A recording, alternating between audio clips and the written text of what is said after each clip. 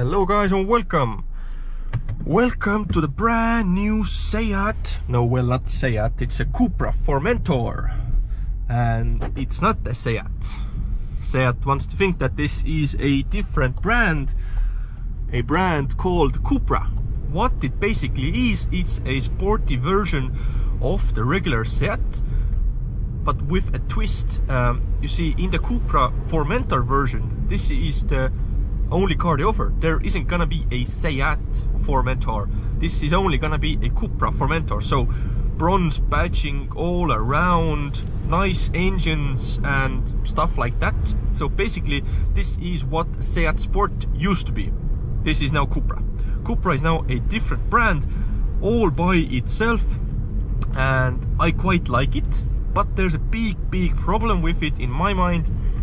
And it's the fact that CUPRA offers these, you know, CUPRA cars that used to be special, that used to mean something. They were thoroughbreds, so to say. No, well, not thoroughbreds, but they were sporty cars that meant business. But now a CUPRA is just a name.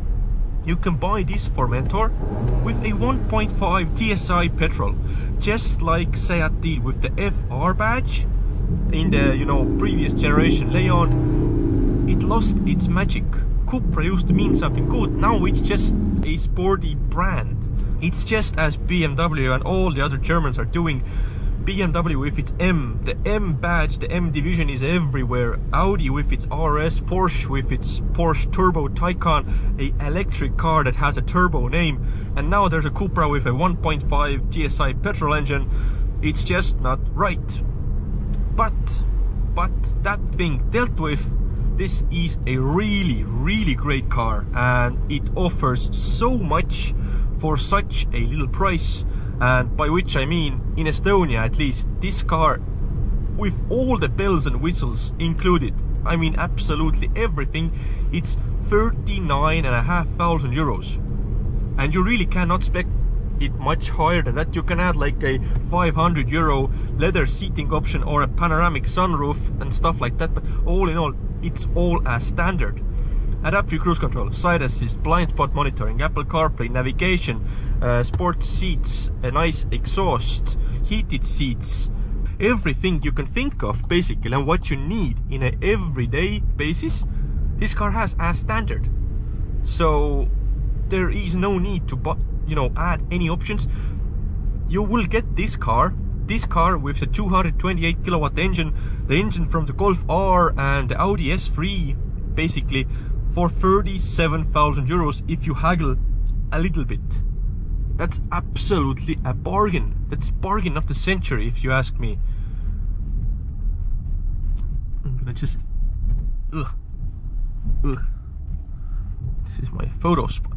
Let's take a quick photo of the car and then we'll be on our way. But first, when we are stationary, I shall quickly talk about the things I like and don't like on the interior. First things first, you get these nice CUPRA seats. Headrests are, you know, with the whole top part of the seat, which makes it so much sportier.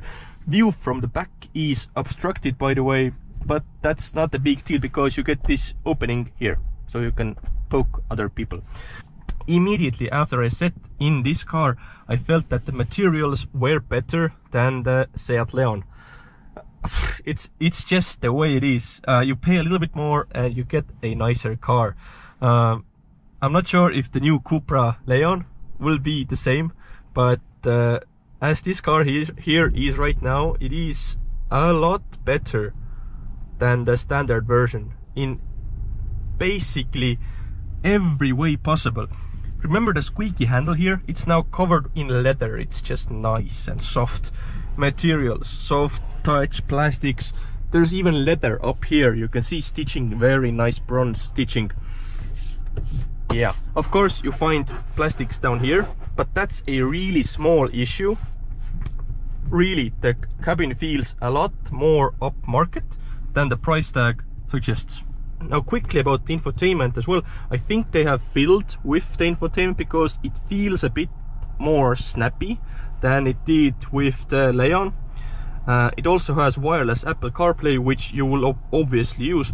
it's a shame it's not absolutely full screen. There's a slight black edge front and bottom here, which really bothers me, but you can have Waze and Spotify and, you know, stuff like that, so it's just very nice to use, very nice to use. I'm going to talk about the CUPRA modes and the drive modes when we get driving later on, but quickly, on the steering wheel you get the stop start button, and there is also a modes button now. So if you push this, you will get CUPRA mode, normal, off-road, individual, and stuff like that. So just easy to swipe through the modes. What is a bit confusing, and what I did immediately when I got in the car, I pushed this button to start, because, you know, most of the Volkswagen Group cars have stop start buttons down here, and it just looks like a stop start button, but in fact it is the traction control button. So if you push this, the traction control will be off. I think it's a button you will press once or twice, and then you'll get used to the fact that your stop start button is on the steering wheel, not down here. Okay, ranting on a bit, I don't like the gear selector. I wish it was a bit more manly thing. This just feels flimsy as, you know, F. I know the Porsche 911 992 has the same razor blade like style, and that's the way forwards because it's cleaner this way, but it doesn't feel, you know, nice to use. I would have preferred a bigger knob or something like that. I hope the wind isn't too bad. Let's take a quick look on the outside. Okay, the wind is pretty bad, so just take a look on the outside. Nice grey paint job. If you want the matte paintwork, so if you want the matte paintwork, it's gonna be an optional extra. In my mind, I think the non-matte paintworks are the way to go because they're just so much easier to clean. The car feels smaller than in the pictures. It looks yeah, wind. Check the boot. I hope you can hear me. The boot opening is now not in the CUPRA badge but down here, so that's different. Let's quickly let's quickly get away from the wind. I'm sorry, I hope you heard something, but this is my driving position. Plenty of room to sit in the back. As I mentioned, the view is slightly obstructed, so yeah, your kids might complain, but that's not a big deal, I think. Isofix, of course. Nice materials continue on in the back as well, although this is scratchy plastic. I'm not sure why car makers think that people in the back don't deserve nice materials. It's just such a shame. This is bad.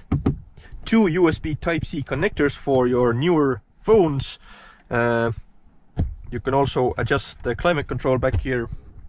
There's an optional panoramic sunroof, which you should get because this is quite a dark cabin. Apart from the, you know, bronze bits around the trim, etc., it is a very dark looking interior. So if you want to stand out, and what I would do is get the blue interior. Why? Well, because it's just such a funky thing. You do not get blue interiors anywhere else. I think currently CUPRA is the only one offering a blue interior. Okay, so we're now gonna talk about the driving of this CUPRA Formentor. So we're gonna put it in CUPRA mode and into manual mode. So listen to the sound. It changed from a 4-pot to a rumbly V8 for some reason, and it now pops and bangs as well. If you downshift, it pops and bangs.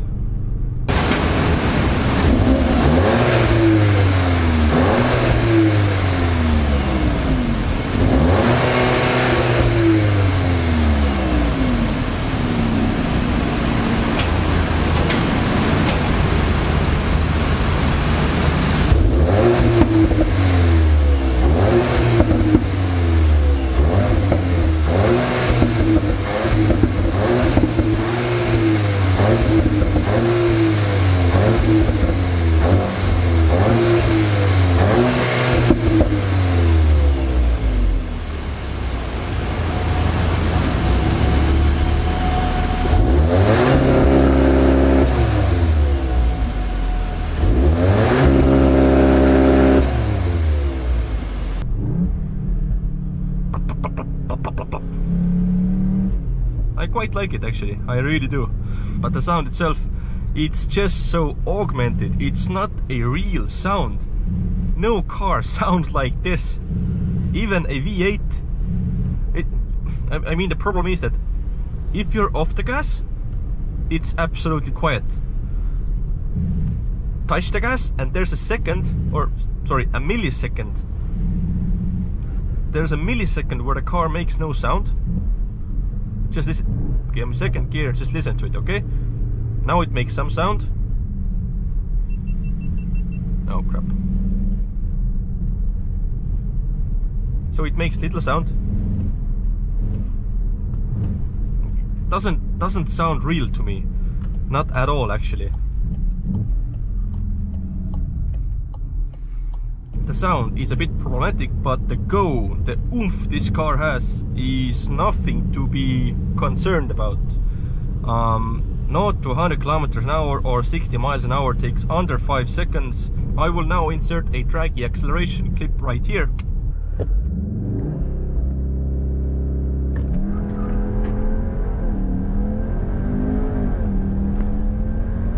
So yeah, this car is no slouch. This car will get up and go really nicely.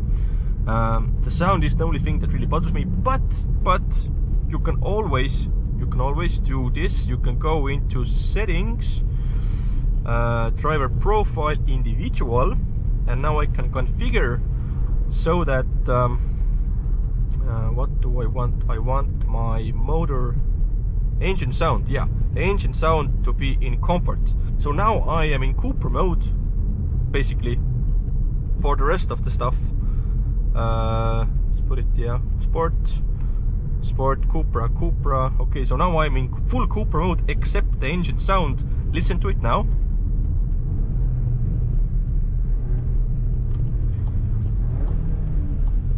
If anything, it actually sounds better like this, I think. It's more natural, so to say. Yeah, I think I do prefer this this sound actually. You get used to the other sounds, of course, but let's see if I put it into sport. Ooh, pops and bangs. Maybe the sport sound is the best option. It's sort of the middle child.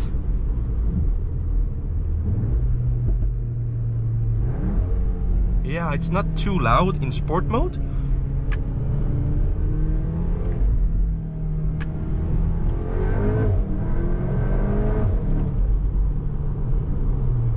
But if you put it into CUPRA now,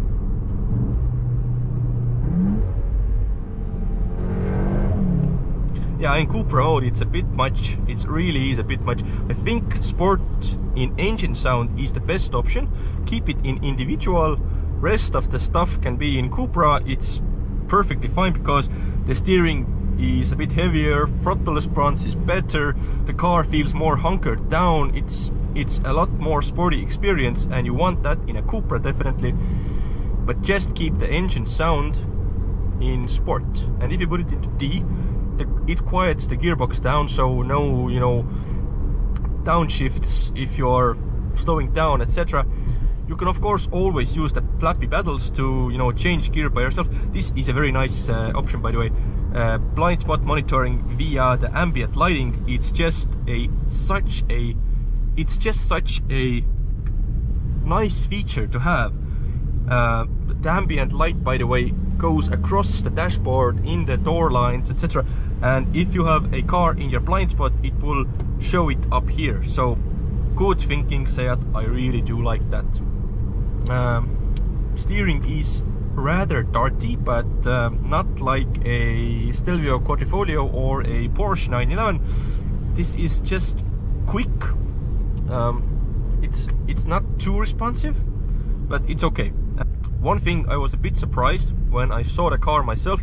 Now we're going back to the exterior design, language, etc. It's a bit smaller than I had anticipated. It looks more like a Leon hatchback on stilts rather than a Leon sports tourer. because the Sports Tourer is a bit longer. It feels like a bigger car to me. This feels more like a Arona, a smaller version of the Ateca, which it kind of is because it's the coupe version of the SUV lineup, and it's based on the Leon, as is the Ateca, so it's sort of the middle child along these lines. I thought it's gonna be bigger when I saw the initial launch and the pictures, etc. I thought this was gonna be like an, you know, BMW X3 Audi Q5 size car, because it felt like it. Of course, I didn't look at the numbers back then, but now seeing it in person, it's much more like a BMW X1 than an X3. So that's a bit of a disappointment, bit of a shame about the name. I think the naming, you know, system in the Cupras is wrong. It's not as it should be, but the rest of the car is basically top notch. If you're looking for a, you know, hot hatchy, a car on stilts, this might be the pick for you, because it's I think it's actually cheaper than the Golf R, better equipped mostly. It has the same engine. If you tune this car, now manufacturers, close your ears, if you tune this car, you will get like close to 400 horsepower easily, because these engines are so tunable. You can add so much power so easily. If you're not afraid to lose your warranty, I'm gonna guess like below 4 seconds, not 200 kilometer times easily, and that's just a bonkers time for a small SUV like this, I think. Let's put it back into Cupra mode. Let's do some accelerations. Downshifts are good, by the way.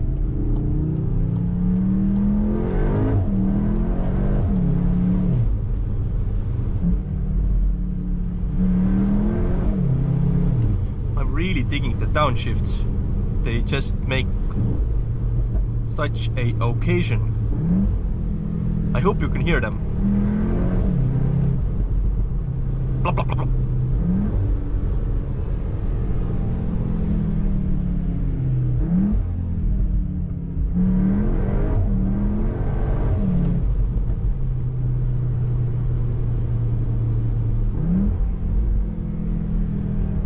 The acceleration doesn't feel like supercar fast, but then again, it shouldn't be. It's a small SUV.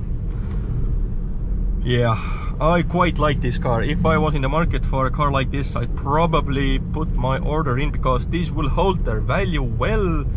It looks good. It's not, you know, pretentious in any way. It's just a Seat SUV, and nobody's gonna think twice if you are a, you know, lottery winner or you care about cars. It's just such a anonymous car, I think. Although yes, some people who know their cars